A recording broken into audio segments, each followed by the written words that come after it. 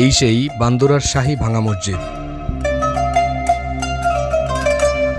বাংলাদেশের অন্যতম প্রত্নতাত্ত্বিক এই স্থাপনা বিগত 400 বছরের ইতিহাস ও ঐতিহ্য ধারণ করে আছে। হ্যালো এভরিওয়ান, আসসালামু আলাইকুম। ভ্রমণ এবং পরিদর্শন মস্তিষ্কের চিন্তাশক্তি ও বিশ্লেষণ ক্ষমতাকে বৃদ্ধি করে।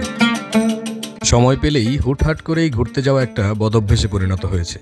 বহুদিন আগে থেকেই ভাবতেছিলাম বান্দুরার সেই বিখ্যাত ভাঙা মসজিদে নামাজ পড়তে যেতে হবে। ঢাকা জেলার নবাবগঞ্জ উপজেলার মধ্যে রয়েছে বেশ কিছু দর্শনীয় স্থান, তার মধ্যে বান্দুরার এই ভাঙা মসজিদ ব্যাপক পরিমাণ উল্লেখযোগ্য। উপজেলা সদর থেকে মাত্র 7 কিলোমিটার দূরে নতুন বান্দুরা শাহী মসজিদ তথা ভাঙা মসজিদের অবস্থান। মেইন রাস্তার সাথেই হওয়ায় বাস, ট্যাক্সি কিংবা রিকশায় করে অনায়াসেই সেখানে পৌঁছানো যায়। মসজিদে যাওয়ার জন্য রাস্তার পাড়েই রয়েছে খুব সুন্দর একটা গেট, যেই গেট দিয়ে প্রবেশ করার পরেই হাতের ডানেই রয়েছে কবরস্থান। প্রায় 50 শতক জমির উপর 3 গম্বুজ বিশিষ্ট মসজিদটি অবস্থিত। স্থানীয় জনসাধারণ বিশ্বাস করেন যে মসজিদটি গায়েবী মসজিদ, যার মূল ভবনটি মাটির নিচ থেকেই উঠে এসেছে। জানা যায় মসজিদটি প্রায় 400 বছর পূর্বে সম্রাট জাহাঙ্গীরের আমলে আনুমানিক 1610 সালে সুবেদার ইসলাম খান চিশতি নির্মাণ করেছেন। নতুন বান্দুরা গ্রামে কালের সাক্ষী হিসেবে দাঁড়িয়ে আছে এই ঐতিহাসিক ভাঙা মসজিদ। ভাঙা মসজিদটি নিয়ে বিভিন্ন সময়ে বিভিন্ন কল্পকাহিনী প্রচার করা হয়েছে। ভাঙা মসজিদে নামাজ পড়ে যদি কোনো কিছু মানত করা হয় তাহলে আল্লাহর রহমতে সেই আশা পূরণ হয় বলে জানিয়েছেন আগত অতিথিরা। সেই বিশ্বাসেই দিন দিন মসজিদে আগত অতিথিদের সংখ্যা বেড়েই চলেছে। মসজিদের সৌন্দর্য বৃদ্ধির জন্য নির্মাণ করা হয়েছে প্রায় 165 ফিট সুউচ্চ একটি মিনার। মিনারটি ঢাকা দক্ষিণের সবচেয়ে বড় মিনার বলেও জানা যায়।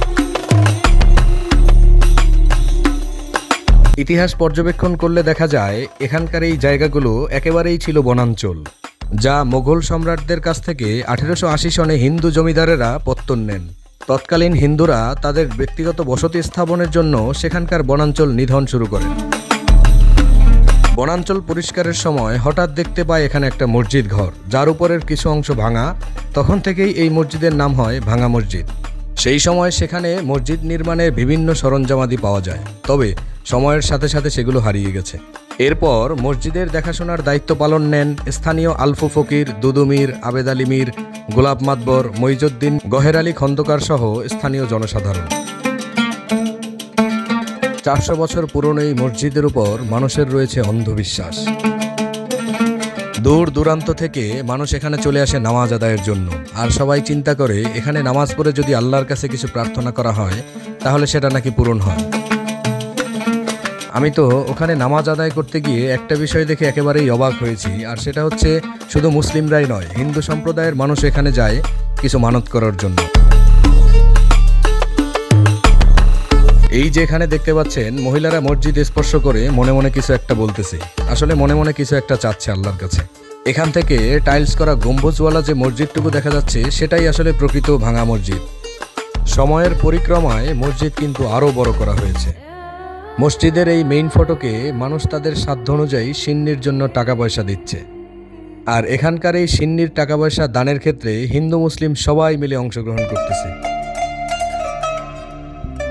এখানে এই টিনের যে ঘর দেখা যাচ্ছে সেটাই হচ্ছে মহিলাদের নামাজের স্থান। আর এখানে এই যে মাইক হাতে লোকটা দাঁড়িয়ে রয়েছেন, সেখানেই মূলত মানুষ মুরগি, তারপরে হাঁস যেগুলো নিয়ে আসে এখানে দান করার জন্য, সেটা ওখানেই অর্পণ করেন। বৈচিত্র্যময় এই পৃথিবীতে মানুষের মধ্যেও রয়েছে ব্যাপক বৈচিত্র্যতা। জুমার নামাজ শেষ করে বাইরে এসে দাঁড়িয়ে দেখি মানুষের আনাগোনা ব্যাপক মাত্রায়। স্থানীয় জনসাধারণের কাছে জিজ্ঞেস করলাম, তারা বলল যে এ তো কিছুই নয়, 4 ভাগের 1 ভাগও আপনি দেখতে পাচ্ছেন না। এর মানে হলো কৌতূহলী জনসাধারণ ব্যাপক মাত্রায় ভিড় জমায় এখানে। ভারতীয় উপমহাদেশের অভ্যন্তরীণ ভারত, বাংলাদেশ, পাকিস্তানে কিন্তু মাজার কেন্দ্রিক ইবাদত বন্দেগী রয়েছে ব্যাপক, যা কিন্তু ইসলামের সুস্পষ্টভাবেই হারাম ঘোষণা করা হয়েছে। মসজিদের ভিতরের যে কারুকাজ সেটা কিন্তু বর্তমানে একটু মডিফাই করা হয়েছে। মসজিদের এই প্রধান কামরার মধ্যে জায়গা স্বল্পতার কারণে মাত্র 3 সারি মানুষ দাঁড়াতে পারে একত্রে জামাতে। সময়ের পরিক্রমায় মানুষের আনাগোনা বেশি হওয়ায় বাইরে কিন্তু বেশ খানিকটা জায়গা বৃদ্ধি করা হয়েছে নামাজের জন্য।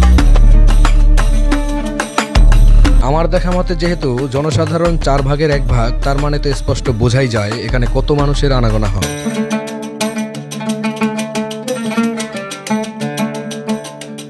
নতুন বান্দরার এই শাহী জামে মসজিদ আনুমানিক 1616 সালে স্থাপন করা হয়। বহুকাল যাবৎ মানুষ এখানেই আসলে পুরনো অবস্থায় ইবাদত বন্দেগী করে আসতেছিল।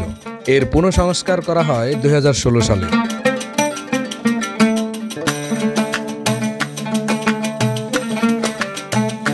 মানুষের আনাগোনার মাধ্যমে এবং দান দক্ষিণার মাধ্যমে মসজিদ বিস্তৃত করা হয়েছে বেশ খানিকটা জায়গা জুড়ে। চমৎকার এই স্থাপনা দেখার জন্য আপনারাও কিন্তু চলে আসতে পারেন বাংলাদেশের যে কোনো প্রান্ত থেকে। এই বলে মনস্থির করে আসবেন যে সেখানে গিয়ে নামাজ আদায় করব, সেই সাথে আপনার পরিদর্শন এবং পর্যবেক্ষণ দুটোই হয়ে যাবে। পর্যবেক্ষণমূলক অনুসন্ধানী পর্ব আজকে থাকছে এই পর্যন্তই। দেখা হচ্ছে অন্য কোনো ভিডিওতে বা ব্লগে। সেই পর্যন্ত সবাই ভালো থাকবেন, সুস্থ থাকবেন। আল্লাহ হাফেজ।